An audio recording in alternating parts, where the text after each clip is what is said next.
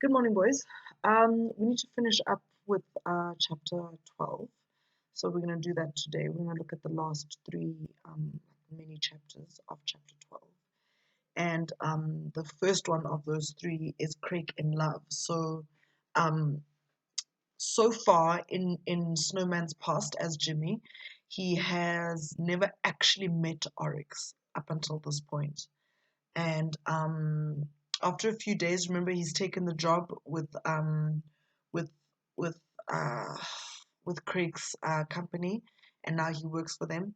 And so the first time that he sees Oryx, he actually doesn't recognize her for like the longest time because she is naked, just like the Quakers, and she's within like the natural habitat there. And so for a very long time, he doesn't actually, for like a few days, he doesn't recognize her. And then it hits him that she looks like the girl that he and Craig saw on that kiddie porn. Um, and the problem and the thing is with Oryx is that Oryx is an idealized woman. Okay, and that's important to note. If you look at the Quakers, the whole point of the Quakers being created was so to create a superior human being, to create something better than what humans are at the moment.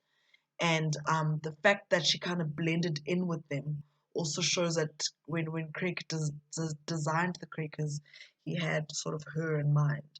And they look a lot like her in terms of like their perfect form and whatever. And it's quite fitting that the first time that Jimmy sees her and realizes that it's her is when she's naked with these crackers in this natural habitat. So she looks perfect and she looks like one of the crackers and she looks unreal, right? Because we've had this conversation about the crackers not being actual human beings, not actually being really real because they have a touch of animal in them, you know? And so it's quite fitting that he meets her like this in this perfect form, in this Garden of Eden type of vibe, type of place, because she is an ideal woman.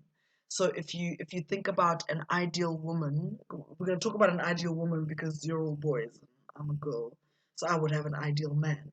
The problem with having an ideal romantic woman, like romantically or sexually, the problem with having an ideal woman is that she is more she is more a reflection of the things that you need, right? So you see her in terms of the things that you need from another human being, from a woman in your case, or for me, from a man. So more often than not, you don't see the person and you don't even actually know the person. Like if you think about the girl, like seeing a girl that you like so much and you think she's so hot and she's got the perfect body, she's got the perfect smile, the perfect laugh, and all these things. Have you ever noticed how once you start talking to them, then that perfect image of them kind of disappears? I've had that. Um, where you see this person and you think this person, oh my gosh, this person is perfect, and then one day this person just came to say hello, and I was like, huh, it's not that great actually. So when we idealize people, we put them on a pedestal and we make them seem perfect. Um, but also what we want from them is things that we are lacking. And so we put it onto that person to give us those things. And so Oryx is that for Jimmy and all the men that are in love with her, right? And and that is why Jimmy spends so much time saying, "Is our relationship real? Do you love me? Is this about sex or is it about feelings? I don't want to use you." All of that stuff. He wants to make sure that their relationship has meaning because she is his ideal woman, absolutely ideal woman. Okay. And the thing is with Oryx is that she's nurturing, she's beautiful, she's accepting, but she's also very sexual. And so she's kind of like the full package and the perfect person. But no one really knows her. Like Jimmy doesn't fully know her. And we're going to see in later chapters when she talks about her past. We actually question. Craig found her in a garage in San Francisco, where she was like I think she was held captive by this couple, and he saved her somehow. And so now when Jimmy's like, "Yeah, tell me about the garage in San Francisco," she goes, "What garage?" She acts like she doesn't know what he's talking about. And so that makes us question, like, is her past actually real, or is it something that she invented, or that even Jimmy invented, the way that he invented a history for the Quakers. So that's quite important. Knowing, seeing, is Oryx real, or is she just a reflection, or a projection of other people? Okay. So men find healing from her, but they don't seem to see her and they don't seem to know her. They only want the healing that she offers. So think about like the person that you want to be around because they make you feel better. How well do you know that person? How much do you know about that person? Or do you only care about what that person provides for you? Okay. She's a woman imagined by men. This means that she is a reflection of the men and not necessarily of herself. Okay, I've said this already. So a lot of what Oryx may be is what these men actually desire, and not necessarily what she actually is. Okay. Oryx is similar to the Quakers, and Jimmy does not recognize her at first. We spoke about that. Um, And the funny thing is that Jimmy has been pining for Oryx ever since the first day that he ever saw her on the internet. And now all this time she's actually been working for Craig for quite a long time before he actually realized that it was her. And it was this woman that he was pining for. And it just goes to show like just how isolated and lonely Jimmy is. Um and it's quite fitting that when he sees her for the first time, he sees her from like a screening room, like through a screen, and not like in real life. So again, it goes to show how like reality um versus what is made up. Okay. All right. So when Jimmy finally realizes that this is Oryx, he's like, "Oh my gosh, like how did you find her?" And Craig talks about how he used, remember they took a screenshot of Oryx in the child pornography site. And so when he was at university, there was like an escort service that brought like women, and he wanted a woman that looked like her, and then that's what he got. So he acts like he doesn't think, it doesn't seem like it's clear if it is actually Oryx or if it's just a woman that resembles her, but that's what he wanted. So you can see that Craig is also as disconnected and as unhuman as he is. He also has quite an obsession with Oryx to the point where he actually finds her or finds someone like her. Okay. So so from the way that he's speaking in this chapter, it seems that Craig is in love. It seems like he is in love with Oryx, although we're not really clear as to why he loves her. Okay. And this shocks Jimmy because Jimmy doesn't think that Craig is capable of loving anyone. Okay. All right. So then the three of them go for lunch for the first time, and Jimmy asks a lot of questions, but he actually just wants her to talk so he can stare at her like a weirdo. And you can see from the conversation there that Craig has a very clear vision for the Quakers. We've had a bit of this conversation, but I just want to put it concisely for us. Um, his vision for the Quakers is that he wants them to be uncreative. He wants them to be unquestioning. He wants them to be unthinking. And I think Jimmy asks at lunch, he asks, like, don't they ever ask where they come from? And um, and Craig very quickly goes, no, I've engineered that out of them. I've bred it out of them. So they don't wonder they don't question anything. But we know, without even knowing if they do question things from that point, we know from when they are left in Jimmy's care that they do actually have questions. They do want to know where they came from. They do want to know who their creator is. They want to know if there's a higher power out there. So his plan actually didn't work, didn't come to fruition. Okay.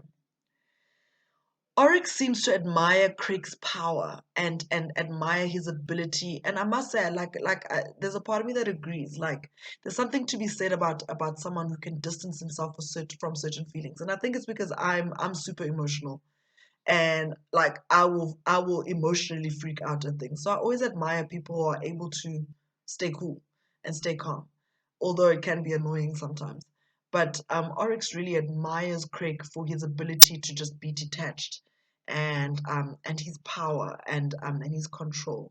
So she admires that about him. So she believes him very easily. She's very naive and believes him very easily. Okay.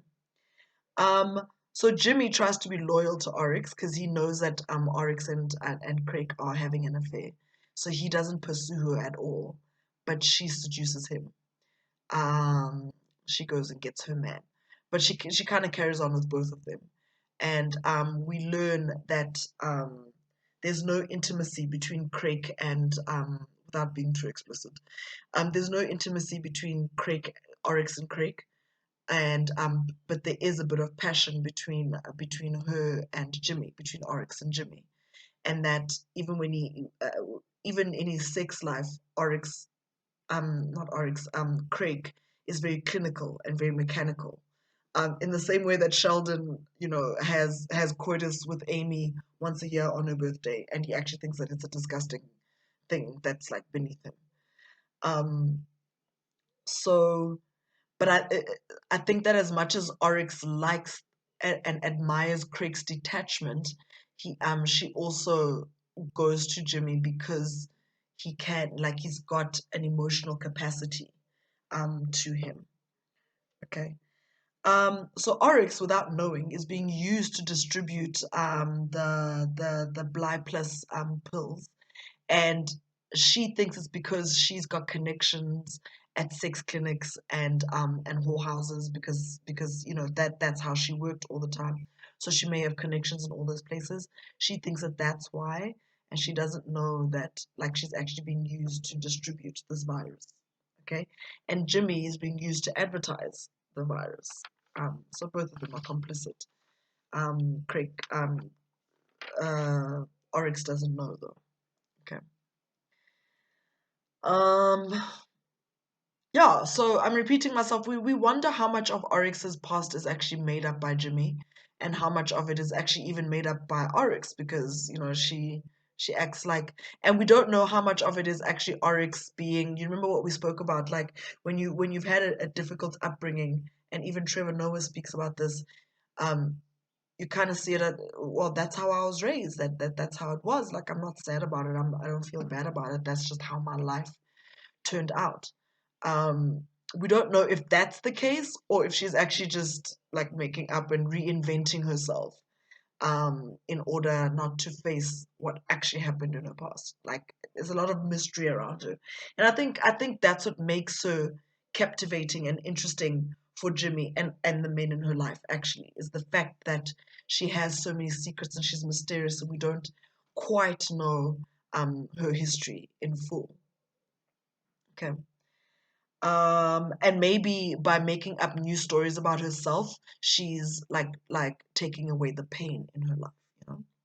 Okay, so then this chapter is the chapter where the truth comes out. It's the chapter where like the popo hits the fan like quite badly. And it's called Takeout. So on the one hand they talk about how Oryx likes to order pizza, and she likes to pick off the stuff that she doesn't like from the pizza.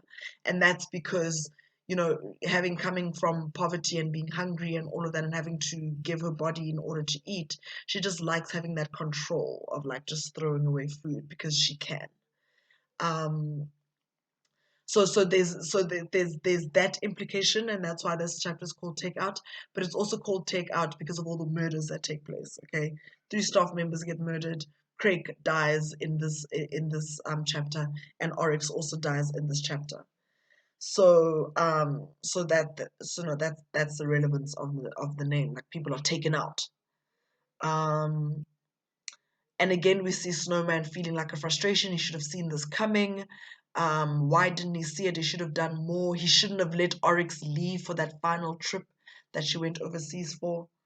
Um, Jimmy even wants to run away with her, which shows that he's no longer invested um, in Craig's project. He's more invested now in Oryx and their relationship. And then Craig asks a question and he says, "Would you kill someone in order to spare them of their pain?" And you can see here what his thinking is on human life. It's almost like he sees life as painful, like life is like being alive is painful, and he also sees like as ending the life, someone's life is actually a way of sparing them from pain. Like that's how he sees it. And it also shows that he's already thinking about it. Like he's already thinking about it. And it makes me wonder though, like if we're gonna use that theory, then are we not saying that he kind of has a love for humanity then if he's wiping it out and getting rid of their pain? That's something for us to discuss afterwards. Um, yeah, already said that. Okay. So we never really get an answer for why Craig does what he does. We don't understand his motivation, his drive for his master plan, and why he does things the way that he does things.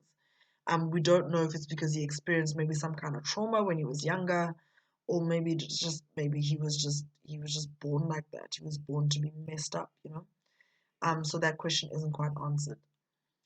So remember, I said to you that paradise is actually in a dome, in an airtight dome that we can't access, that the outsiders can't get into. It's airlocked. Um, so now the infection starts hitting like major cities and stuff, and Jimmy's watching this like from the TV, and like things are falling apart now.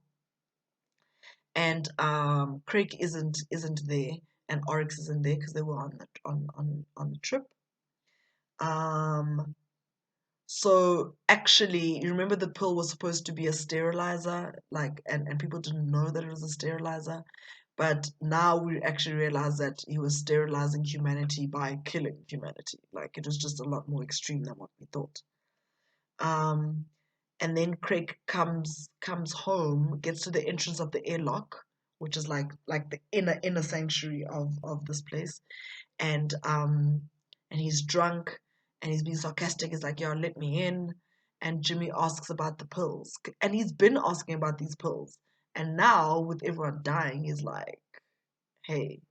And he asks about the pills, and Craig responds in like an angry, sarcastic manner, which is very unlike Craig. And then we actually realize that um he's displaying almost like his true colors in a drunken state, and we kind of see who he really is, and the controlled part of him was probably like he just suppressed who he actually is beneath the surface. um Jimmy kills three staff members that he's in like the inner airlock with. And at that point, he's realized that everyone is dead, like humanity has been killed, and now he switches immediately to survival mode. He's in survival mode, like immediately. And so he doesn't want these guys to, in an act of panic, like end up killing each other or doing something to each other or to him. So he shoots them. Um, okay. All right. Then at the door, he kind of keeps watching this whole thing unfold, and then Craig's at the door and he's like, "Oh, dude, let me in." And Jimmy says, "But you might have the infection." And then he tells him about the antidote that remember the injections that they had to take every time they go to the Clevelands. He snuck in an antidote in that injection, so he and Jimmy are safe, and we think Oryx is also safe. We think, I don't know. Um, and so Jimmy opens up for him, and Craig comes in, and he's got Oryx around his arm, but she looks like she's sleeping. She looks like she's unconscious. And Craig says, "Don't let me down," and he slits Oryx's throat.